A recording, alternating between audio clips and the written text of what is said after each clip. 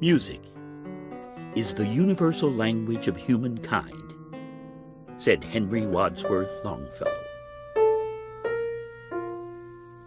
8 notes, infinite possibilities, says Quincy Jones.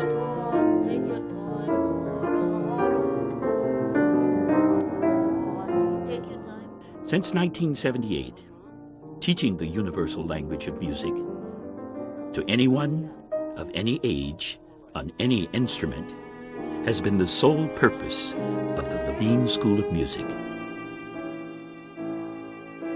You may not be the next Vladimir Horowitz. You may not be the next Yo-Yo Ma or Rostropovich. You may not be the next Scott Joplin. But you could be at Levine.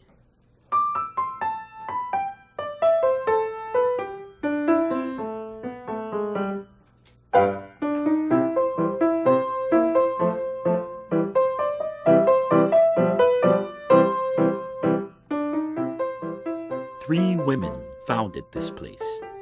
After arriving in Washington, they noticed something missing from the cultural fabric of the city. We are all from New York, where there are many music schools, many good ones.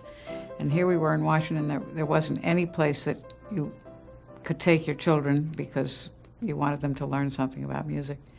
And so there was a lot of discussion about we ought to have a music school, and finally it was decided, let's start one. Actually, Ruth and Diana decided, let's start our own, because there needs to be. Diana's idea. She called me up and she said, this town needs a good music school, let's start one. And I said, all right, well, that's not a bad idea. Let's think about how we could do that. And then I said, and I know just the other person to help us, and that was Jackie. So they each put $100 toward their dream, and that $300 stake started it all. They raised money and enrollment from everyone they could think of, mostly their friends, and rented space in a church basement, starting the first year with a remarkable $30,000 budget. Levine is a vital cultural resource to Washington, D.C., ranking with its symphony, its opera, its dance companies, its theater companies. Every great city in America has all of those professional adult cultural resources, but the great cities also have a great school of music, and for Washington, that's Levine.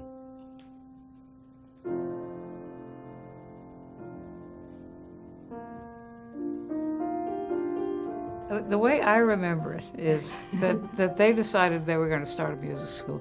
They sent Ruth's husband, the lawyer, down to incorporate us. And he said, the school has to have a name if we're going to incorporate it. And they said we could name it for Selma Levine, who had died exactly a year earlier in an automobile accident. And her death was still very raw in our hearts, anybody who knew her. She was, of course, a lawyer of some note in Washington, and a musical person and someone who loved music and who made it her business to introduce other people, particularly young people, to good music. So it made sense.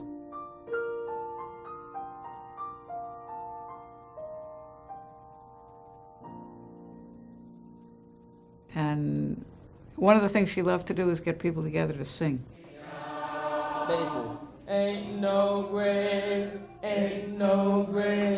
hold. Yeah, that's the note. Hold my body down. Okay? We hired faculty, and where we got the nerve, I don't know, because we interviewed really top-notch people. We decided we were only going to hire people with credentials, both as performers and as teachers.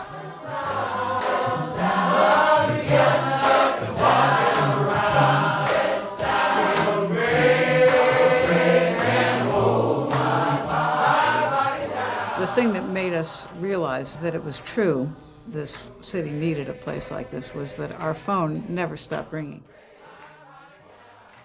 So we start with early childhood music and go all the way through adult. I think, at least last year, our oldest student was 80.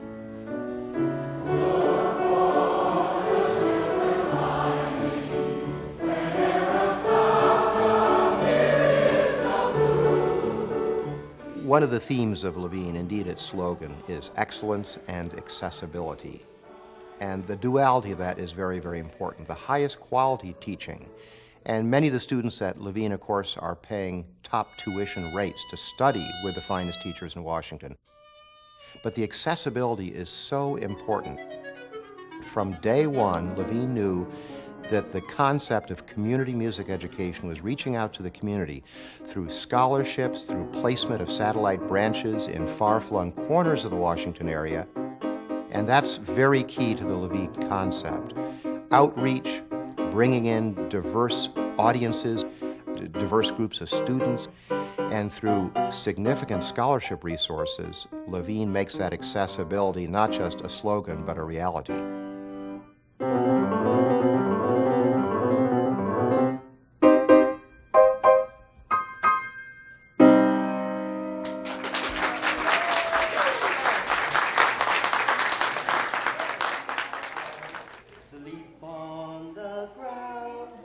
Levine offers outreach programs in early childhood music development and after-school programs for disadvantaged youth at 10 locations around the city, serving hundreds of children each year, free of charge. Jump up and down, eat soda crackers and jump up and down.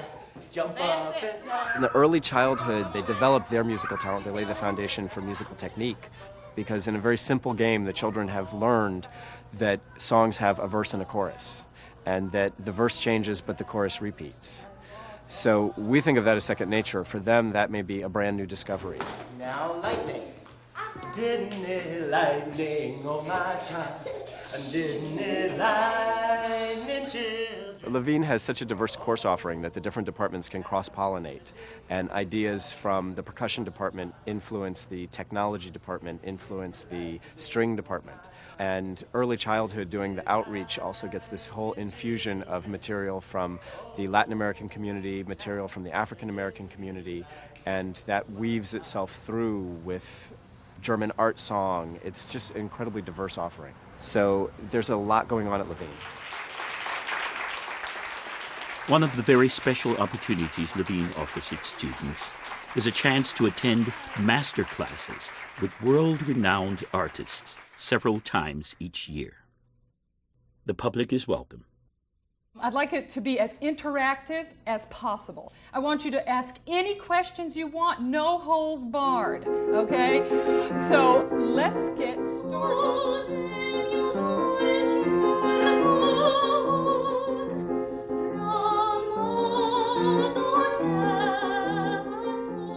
The voice is such a mysterious instrument because you can't see it.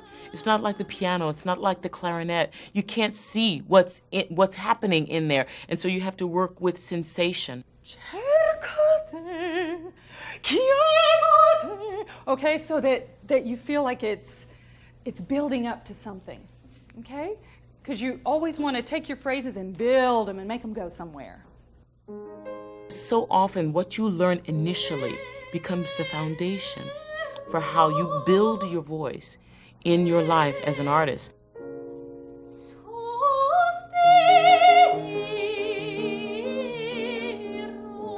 Does it for me.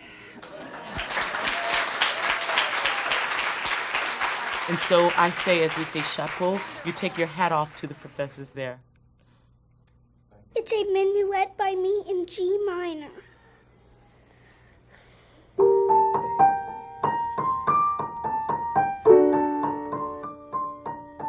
We've been blessed with the most incredible faculty. My sense is that the school would not be where it is today if it wasn't for the talent and the dedication and the commitment of the people who teach here.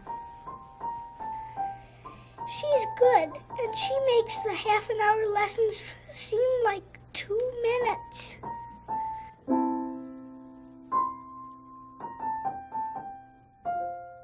I'm so happy that I can say this honestly and really authentically because I've had personal experience with the Levine School on that point because my niece and nephew were there, and I know through the stories that they told me how their teachers went above and beyond the call of duty when they couldn't make the lessons and how they made it up. And I was so moved by that, you know. I'm talking about people who really are genuinely concerned about young people, and that's why the Levine School is so invaluable.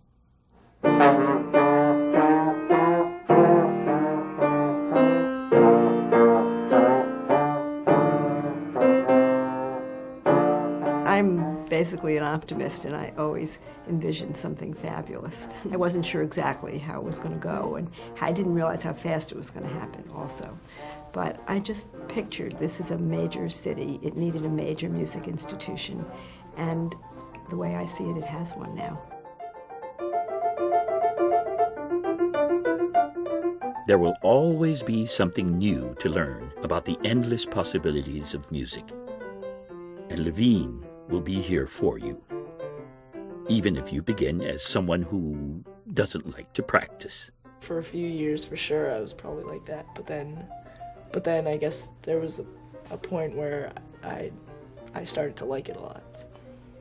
And then from then on, it was not so hard to get me practice. Yeah.